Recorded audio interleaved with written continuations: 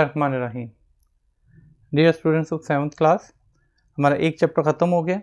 Second chapter में से human respiratory and circulatory system, chapter number 2, lecture number 1। हमारा first one topic है 2.1 breathing. Breathing कहते हैं सांस लेना। ब्रीदिंग और रेस्पिरेशन दो डिफरेंट टर्मिनोलॉजीज हैं। ब्रीदिंग में सिर्फ और सिर्फ एयर अंदर जाती है और बाहर आती है, लेकिन जो रेस्पिरेशन है इससे बाद में आप एनर्जी भी लेते हैं। तो लिहाजा ब्रीदिंग क्या है? Entering of air into the body और एक्सहेलिंग, ये दो हिस्सों पे होती है, एक इनहेल और एक एक्सहेल करना। सबसे पहले जो एयर है वो नॉस्ट्रिल्स के ज़रिए, हमारे नाक के ज़रिए, नॉस्ट्रिल्स के ज़रिए हमारी बॉडी में दाखिल होती है। इसको जो है वो ये नज़ल पैसेज में आती है और इसके बाद ये नज़ल कैविटी में चली जाती है। नाक के अंदर जो है वो छोटे छोटे से बाल होते हैं। ये डस्ट पार्टिकल्स, बैक्टीरिया और ऐसे तमाम जरासीम या जर्म्स जो होते हैं हार्मफुल, उनको अपने साथ ट्रैप कर देती हैं। उसके अंदर एक ख़ास किस्म का स्टिकी लिक्विड होता है, चिपचिपा सा एक मादा होता है जिसे म्यूकस कहा जाता है। ये म्यूकस डस्ट के पार्टिकल्स और जर्म्स या ऐसी चीज़ जो अंदर जाती है उसको वहीं पे ट्रैप कर लेता है, रोक लेता है। और दूसरा काम इसका होता है कि इसको एयर को थोड़ा सा गर्म और मॉइस्चन करता है ताकि जो है ना वो बॉडी टेम्परेचर के साथ हो। इसके बाद जो है ये होती हुई आगे लेरिंग्स, जो विंड पाइप से ट्रैकिया जो है ना उसे लेरिंग्स या वॉइस बॉक्स जिसे कहते हैं, उसके बाद आगे जाती है। उसके बाद इसके आगे एक ओपनिंग होती है उसकी, जिसे कहते हैं ग्लॉटिस। ग्लॉटिस के ऊपर एक छोटा सा ढक्कन होता है जिसे कहते हैं एपिग्लॉटिस। असल में हमारी जो खाने का यानी कि है एसोफेगस और जो विंड पाइप है, ये दोनों एक ही होती हैं, लेकिन इसके ऊपर लिड होती है। और जब हम नॉर्मल रूटीन में जब हम सांस ले रहे होते हैं तो ये बंद होती है ताकि हवा जो है वो स्टमक की बजाय लंग्स की तरफ जाती रहती है। तो जब हम कोई चीज़ को खाने लगते हैं, स्वेलिंग करते हैं, निगलते हैं, तो फिर ये ओपन हो जाती है और वहाँ से फिर जो है वो खाना उधर चला जाता है। अदरवाइज़ अगर हम दोनों टाइम एक ही टाइम पे काम करेंगे तो वो खाना लंग्स की तरफ भी जा सकता है। ये ग्लॉटिस, एपिग्लॉटिस जो है ये काम करता रोकता है कि खुराक जो है वो ट्रैकिया की तरफ ना जाए। ट्रैकिया जो है वो आगे दो में डिवाइड हो जाता है। ये ट्रैकिया है, ये दो आगे मज़ीद ब्रोंकाई में कन्वर्ट हो जाता है। एक ब्रोंकस ये है और एक ब्रोंकस ये है, दोनों को मिलकर ब्रोंकाई कहते हैं।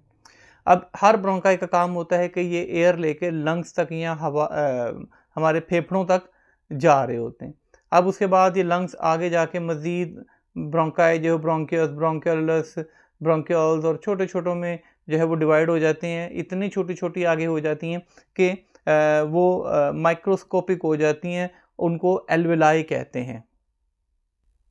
ये छोटी सी डायग्राम से समझ सकते हैं कि ये बिल्कुल बंच ऑफ ग्रेप्स, अंगूर के गुच्छों की तरह होते हैं। और गौर से देखें तो छोटे छोटे इसके ऊपर जो है ना ये कैपलरी वेन्स, कैपलरीज जो है इसके ऊपर पाई जाती हैं।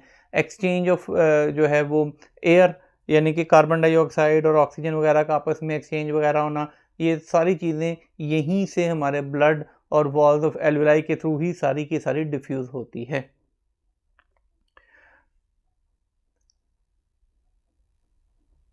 Mechanism of breathing. मैकेनिज्म मतलब कि वो तरीकाकार जिससे ब्रीदिंग पूरी हो रही होती है। जो ब्रीदिंग है ये बेसिकली दो स्टेप्स पे होती है, एक इनहेलेशन और एक एक्सहेलेशन। इनहेल कहते हैं हवा को अंदर लेके जाना और एक्सहेल कहते हैं हवा को बाहर निकालना। इस प्रोसीजर में मुख्तलिफ हमारे बॉडी पार्ट्स, जिस्म के मुख्तलिफ हिस्से जो है वो काम कर रहे होते हैं। जब हम सांस लेते हैं, सांस लेने के दौरान जैसे ही सांस को अंदर की तरफ खींचा जाता है तो हमारे बॉडी में, हमारे लंग्स के अंदर हवा चली जाती है। निचला हिस्सा जो होता है उसको कहते हैं डायाफ्राम। जैसे ही ये करते हैं तो डायाफ्राम जो है वो ऊपर की तरफ मूव करता है, कॉन्ट्रैक्ट करता है। जब ये ऊपर मूव करेगा तो चेस्ट का जो एरिया है ये बढ़ जाएगा। अंदर एयर प्रेशर कम और बाहर ज़्यादा होता है तो हवा अंदर की तरफ आ जाती है।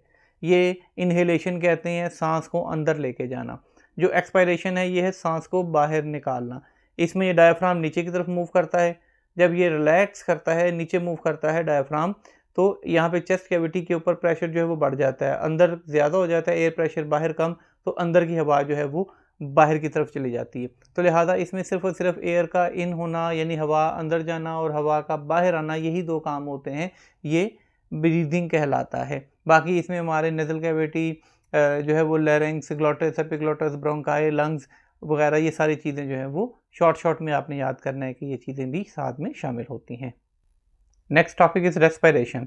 रेस्पिरेशन टर्मिनोलॉजी क्या है कि बेसिकली जो फूड हमने खाया होता है, जो हमारी बॉडी में फूड होता है, उसको ब्रेक डाउन करने के बाद उसको एडिनोसाइन ट्राइफॉस्फेट में कन्वर्ट करना, और इसके अलावा बाय प्रोडक्ट के तौर पे जो चीज़ें आती हैं उनको बाहर निकाल देना, ये सारा जो है वो रेस्पिरेशन कहलाता है। बेसिकली रेस्पिरेशन जो है ये एक एनर्जी वाला काम है, यानी कि इसके लिए एनर्जी चाहिए भी होती है, एनर्जी रिलीज़ और गेन वगैरह होती है। लेकिन ब्रीदिंग में ऐसा नहीं होता। ब्रीदिंग में सिर्फ एयर का अंदर जाना और एयर का बाहर निकलना शामिल है, बस। अब ये जो रेस्पिरेशन है ये दो किस्म की होती है, एक एरोबिक रेस्पिरेशन और एक एनारोबिक रेस्पिरेशन।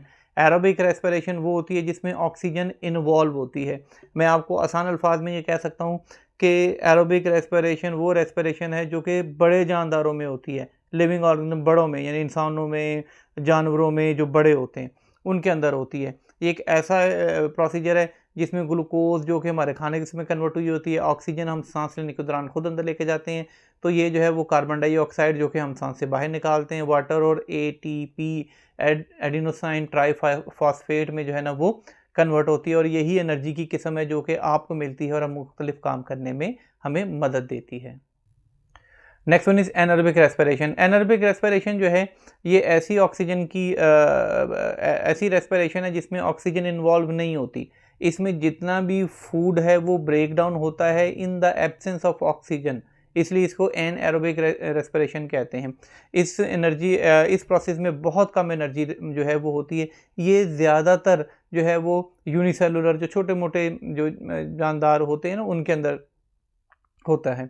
इसमें क्या होता है कि incomplete break down of glucose होता है। अब देखें जो ग्लूकोज है ये एथेनॉल या अल्कोहल में कन्वर्ट होता है, कंप्लीटली कन्वर्ट नहीं होता।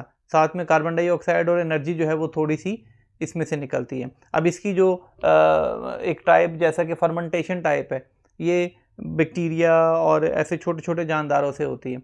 अगर ये अल्कोहल ही होती है ना, एथेनॉल होता है कि अगर आपके पास जो है वो घर में अगर आटा बाहर पड़ा हुआ है, कुछ देर के बाद वो ख़राब हो जाता है तो आपको उसमें स्मेल आती है। वो स्मेल जो होती है बेसिकली एथेनॉल और वो जो साथ में फर्मेंटेशन के प्रोसीजर के बाद मिल रहे होते हैं वो होते हैं, ये लैक्टिक एसिड में कन्वर्ट होती है। ऐसे में lactic acid at the end जो है बनता है वो लैक्टिक एसिड प्लस एनर्जी, और यही स्मेल जो है ना उसी की चीज़ की आ रही होती है आपको। Next topic, difference between aerobic and anaerobic respiration बहुत इंपॉर्टेंट है जी। एरोबिक और एनारोबिक में मैंने आपको बता दिया। एरोबिक रेस्पिरेशन में क्या होता है, it happens in the presence of oxygen, और एनारोबिक होता है absence of oxygen. Aerobic respiration में क्या होता है, बहुत ज़्यादा एनर्जी जो है ना वो रिलीज़ होती है या चाहिए होती है, जबकि एनारोबिक में बहुत ही कम मिकदार में एनर्जी जो है वो चाहिए होती है।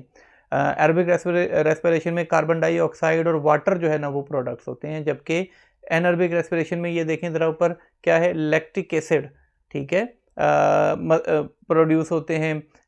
इसके अलावा एथेनॉल, कार्बन डाइऑक्साइड या यीस्ट वगैरह में प्रोड्यूस होते हैं। हमारा जो आज का टॉपिक था वो यहीं तक था। चैप्टर नंबर 2 के हमने 2.2 तक जो है वो कर लिया है। इंशाल्लाह ताला बाकी जो है वो नेक्स्ट लेक्चर में होगा।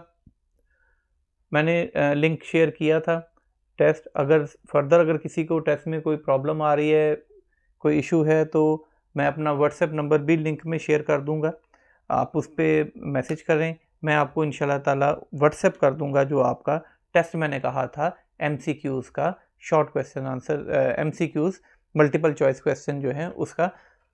अगर किसी कोई प्रॉब्लम आ रही है उसमें तो वो मेरे से व्हाट्सएप पे कांटेक्ट करें। मैं कोशिश करता हूँ कि मैं डिस्क्रिप्शन में अपना व्हाट्सएप नंबर वो वाला जो भी आपको साथ शेयर कर देता हूँ। Thank you very much.